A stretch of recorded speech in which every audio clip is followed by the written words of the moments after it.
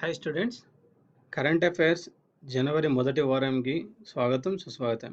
ఈ వీడియోలో మనం 2017 జనవరి మొదటి వారం యొక్క కరెంట్ అఫైర్స్ని తెలుసుకుందాం. ఫస్ట్, 2016లో 122 మంది జర్నలిస్టుల మృతి. 2016లో 122 మంది జర్నలిస్టుల మృతి. ప్రపంచవ్యాప్తంగా 2016లో 122 మంది జర్నలిస్టులు, మీడియా సిబ్బంది మరణించినట్టు అంతర్జాతీయ జర్నలిస్టుల సమాఖ్య ఐఎఫ్జే నివేదిక పేర్కొంది. ప్రపంచవ్యాప్తంగా 2016లో 122 మంది జర్నలిస్టులు, మీడియా సిబ్బంది మరణించినట్టు అంతర్జాతీయ జర్నలిస్టుల సమాఖ్య ఐఎఫ్జే నివేదిక పేర్కొంది. నెక్స్ట్, ప్రపంచంలోనే ఎత్తైన ప్రదేశంలో వంతెన నిర్మించిన చైనా. ప్రపంచంలోనే ఎత్తైన ప్రదేశంలో వంతెన నిర్మించిన చైనా. చైనాలో ప్రపంచంలోనే ఎత్తైన ప్రదేశంలో నిర్మించిన వంతెనపై రాకపోకలు డిసెంబర్ 29న ప్రారంభమయ్యాయి. ఈ వంతెనను భూమి నుంచి 1856 అడుగుల ఎత్తున 1341 మీటర్ల పొడవున నిర్మించారు. చైనాలో ప్రపంచంలోనే ఎత్తైన ప్రదేశంలో నిర్మించిన వంతెనపై రాకపోకలు ఎప్పుడు స్టార్ట్ అయ్యాయండి? డిసెంబర్ 29న. ఈ వంతెన భూమిపై ఎంత ఎత్తు అడుగులో ఉందండి? 1854 అడుగుల ఎత్తులో ఉంది. దీని పొడవు ఎంత? 1341 మీటర్ల పొడవు. నెక్స్ట్, తిరుపతిలో 104వ ఇండియన్ సైన్స్ కాంగ్రెస్. తిరుపతిలో 104వ ఇండియన్ సైన్స్ కాంగ్రెస్. తిరుపతిలోని ఎస్వి యూనివర్సిటీలో 104వ ఇండియన్ సైన్స్ కాంగ్రెస్ కార్యక్రమాన్ని ప్రధానమంత్రి నరేంద్ర మోదీ జనవరి 3న ప్రారంభించారు. తిరుపతిలోని ఎస్వి యూనివర్సిటీలో 104వ ఇండియన్ సైన్స్ కాంగ్రెస్ కార్యక్రమాన్ని ప్రధానమంత్రి నరేంద్ర మోదీ జనవరి 3న ప్రారంభించారు. సో దీని యొక్క ఇతివృత్తం ఏంటంటే, దేశాభివృద్ధికి శాస్త్ర సాంకేతిక పరిజ్ఞానం అనే ఇతివృత్తంతో ఈ సదస్సును నిర్వహిస్తున్నారు. సో ఇండియన్ సైన్స్ కాంగ్రెస్ని ఎవరు ప్రారంభించారండి? ప్రధానమంత్రి నరేంద్ర మోదీ. ఎక్కడ ప్రారంభించారండి? తిరుపతిలో. సో ఇండియన్ కాంగ్రెస్ని ఎప్పుడు ప్రారంభించారు? ఇండియన్ సైన్స్ కాంగ్రెస్ని తిరుపతిలో జనవరి 3న. నెక్స్ట్, ఇండియన్ సైన్స్ కాంగ్రెస్ యొక్క ఇతివృత్తం ఏంటండి? దేశాభివృద్ధికి శాస్త్ర సాంకేతిక పరిజ్ఞానం. నెక్స్ట్, హైదరాబాద్లో నుమారిష్ 2017 ప్రారంభం. హైదరాబాద్లో నుమారిష్ 2017 ప్రారంభం. 77వ అఖిల భారత పారిశ్రామిక వస్తు ప్రదర్శన 2017 హైదరాబాద్లో జనవరి 1న ప్రారంభమైంది. ఇది ఫిబ్రవరి 15 వరకు కొనసాగుతుంది. సో 77వ అఖిల భారత పారిశ్రామిక వస్తు ప్రదర్శన 2017 హైదరాబాద్లో జనవరి 1న ప్రారంభమైంది. ఇది ఫిబ్రవరి 15 వరకు కొనసాగుతుంది.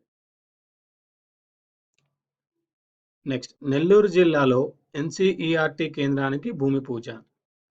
నెల్లూరు జిల్లాలో ఎన్సీఈఆర్టీ కేంద్రానికి భూమి పూజ. శ్రీ పొట్టి శ్రీరాములు నెల్లూరు జిల్లా వెంకటాచలం మండలం చౌటపాలెంలో 55 ఎకరాల విస్తీర్ణంలో నిర్మిస్తున్న జాతీయ విద్యా పరిశోధన శిక్షణ మండలి ఎన్సీఈఆర్టీ కేంద్రానికి కేంద్ర పట్టణాభివృద్ధి శాఖ మంత్రి ఎం వెంకయ్యనాయుడు, కేంద్ర మానవ వనరుల శాఖ మంత్రి Prakash Javadekar, AP CM Chandrababu Naidu December 27న భూమి పూజ చేశారు. శ్రీ పొట్టి శ్రీరాములు నెల్లూరు జిల్లా వెంకటాచలం మండలం చౌటపాలెంలో 55 ఎకరాల విస్తీర్ణంలో నిర్మిస్తున్న జాతీయ విద్యా పరిశోధన శిక్షణ మండలి కేంద్రానికి కేంద్ర పట్టణాభివృద్ధి శాఖ మంత్రి ఎం వెంకయ్యనాయుడు గారు, కేంద్ర మానవ వనరుల శాఖ మంత్రి ప్రకాష్ జావేద్కర్ గారు, ఏపీ సీఎం చంద్రబాబు నాయుడు గారు డిసెంబర్ 27న భూమి పూజ చేశారు. తెలంగాణ కొత్త సీఎస్గా ఎస్పీ సింగ్. తెలంగాణ కొత్త సీఎస్గా ఎస్పీ సింగ్. తెలంగాణ రాష్ట్ర ప్రభుత్వ నూతన ప్రధాన కార్యదర్శిగా శేఖర్ ప్రసాద్ సింగ్ జనవరి 1న బాధ్యతలు స్వీకరించారు. సో తెలంగాణ నూతన ప్రధాన కార్యదర్శి ఎప్పుడు స్వీకరించారండి బాధ్యతలు? జనవరి 1న. ఈయన పేరు శేఖర్ ప్రసాద్ సింగ్. నవంబర్ 30న సీఎస్గా ఎంపికైన ప్రదీప్ చంద్ర డిసెంబర్ 31న పదవీ విరమణ చేయడంతో పంచాయతీరాజ్ గ్రామీణాభివృద్ధి శాఖ ముఖ్య కార్యదర్శి అయిన ఎస్పీ సింగ్ను సీఎస్గా నియమిస్తూ రాష్ట్ర ప్రభుత్వం ఉత్తర్వులు జారీ చేసింది. సో యాక్చువల్గా ఈయన నూతన ప్రధాన కార్యదర్శిగా ఎంపిక అవ్వడానికి కారణం ఏంటంటే బాధ్యతలు తీసుకోవడానికి. సో ఇంతకు ముందు సీఎస్గా ఎంపికైన ప్రదీప్ చంద్ర డిసెంబర్ 31న పదవీ విరమణ చేయడంతో ఆయన ప్లేస్లో పంచాయతీరాజ్ గ్రామీణాభివృద్ధి శాఖ ముఖ్య కార్యదర్శి అయిన ఎస్పీ సింగ్ను సిఎస్గా నియమించారండి. నెక్స్ట్ తిరువనంతపురంలో 77వ ఇండియన్ హిస్టరీ కాంగ్రెస్. తిరువనంతపురంలో 77వ ఇండియన్ హిస్టరీ కాంగ్రెస్. 77వ ఇండియన్ హిస్టరీ కాంగ్రెస్ను రాష్ట్రపతి ప్రణబ్ ముఖర్జీ తిరువనంతపురంలో డిసెంబర్ 29న ప్రారంభించారు. 77వ ఇండియన్ హిస్టరీ కాంగ్రెస్ను రాష్ట్రపతి ప్రణబ్ ముఖర్జీ ఎప్పుడు ప్రారంభించారండి? తిరువనంతపురంలో డిసెంబర్ 29న ప్రారంభించారు.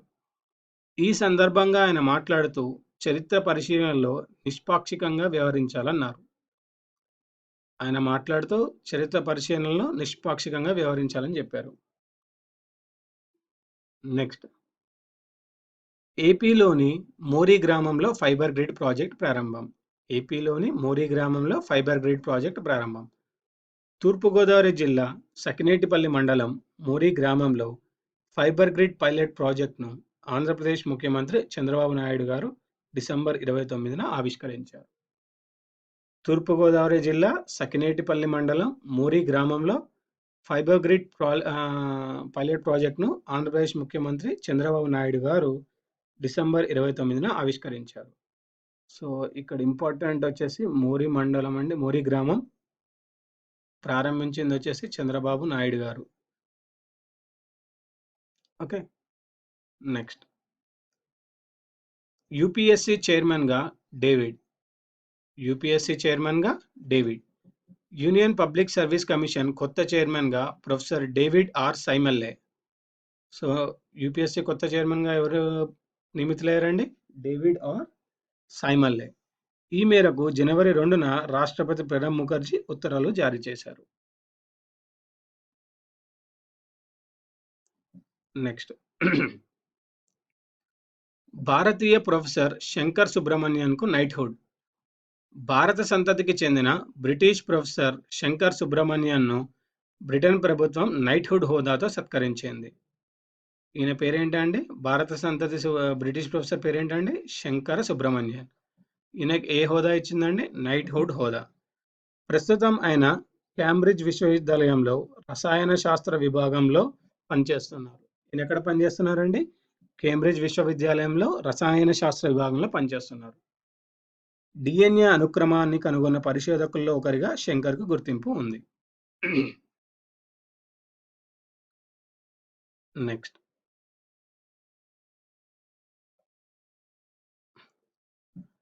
ఆర్బీఐ కొత్త డిప్యూటీ గవర్నర్గా విరాల్ ఆచార్య. ప్రముఖ ఆర్థికవేత్త విరాల్ ఆచార్య రిజర్వ్ బ్యాంక్ కొత్త డిప్యూటీ గవర్నర్గా నియమితులయ్యారు. విరాల్ ఆచార్య గారు మన రిజర్వ్ బ్యాంక్కి కొత్త డిప్యూటీ గవర్నర్గా నియమితులయ్యారండి. న్యూయార్క్ యూనివర్సిటీలో ఆర్థిక శాస్త్ర ప్రొఫెసర్గా పనిచేస్తున్న ఏ యూనివర్సిటీ అండి? న్యూయార్క్ యూనివర్సిటీలో ఆర్థిక శాస్త్ర ప్రొఫెసర్గా పనిచేస్తున్న ఆచార్యను డిప్యూటీ గవర్నర్గా నియమిస్తూ క్యాబినెట్ అపాయింట్మెంట్స్ కమిటీ డిసెంబర్ 28న ఉత్తర్వులు జారీ చేసింది. ఆయన ఎన్నేళ్ల పాటు పదవిలో కొనసాగుతారండి? 3 ఏళ్ల పాటు.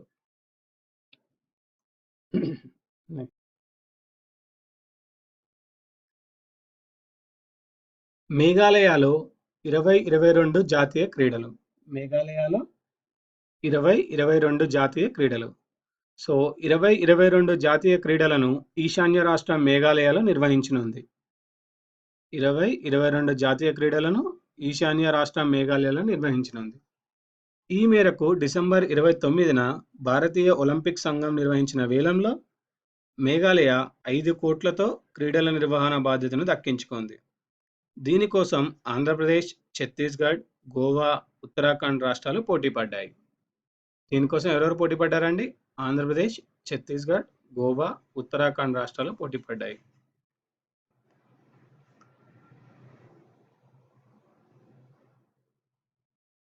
నెక్స్ట్ మాతృత్వ ప్రయోజన పథకం ప్రారంభం. సో దీన్ని ఏమంటారండి? Pregnancy aid scheme. గర్భిణులు, బాలింతలకు సరైన పోషకాహారం అందించేందుకు ఉద్దేశించిన పథకమే ఈ మాతృత్వ ప్రయోజన పథకం. ఓకే, ఆసుపత్రి ఖర్చులు, టీకాలు, పోషకాహారం కోసం పథకం కింద రూపాయల 6,000 నేరుగా లబ్ధిదారుల ఖాతాల్లో 3 విడతలుగా జమ చేస్తారండి. సో, 3 విడతలుగా నెలకు రూ. 6,000 ఖర్చులండి. రూ. 6,000 నేరుగా లబ్ధిదారుల ఖాతాలో 3 విడతలుగా జమ చేస్తారు. ఇందుకయ్యే వ్యయాన్ని కేంద్ర రాష్ట్రాలు 60-40 నిష్పత్తిలో చెల్లిస్తాయి. సో, దీనికయ్యే ఖర్చును ఏం చేస్తుందంటే అండి, కేంద్ర ప్రభుత్వం 60%, రాష్ట్ర ప్రభుత్వం 40%లో చెల్లిస్తాయి. నెక్స్ట్, డిజిటల్ చెల్లింపులపై వాటల్ కమిటీ సిఫార్సులు. డిజిటల్ చెల్లింపులపై వాటల్ కమిటీ నగదు రూపంలో లావాదేవీలను గణనీయంగా తగ్గించి డిజిటల్ చెల్లింపులకు ఊపు తెచ్చేందుకు వీలుగా ప్రోత్సాహకాలను ప్రకటించాలని కేంద్ర ఆర్థిక శాఖ మాజీ కార్యదర్శి, నీతి ఆయోగ్ ముఖ్య సలహాదారులు రతన్ పి వాటా నేతృత్వంలో డిజిటల్ చెల్లింపుల కమిటీ సిఫార్సు చేసింది. నీతి ఆయోగ్ ముఖ్య సలహాదారు ఎవరండి? రతన్ పి వాటల్. ఈ మేరకు డిసెంబర్ 27న ప్రభుత్వానికి సమర్పించిన నివేదికలో సిఫార్సు చేసింది.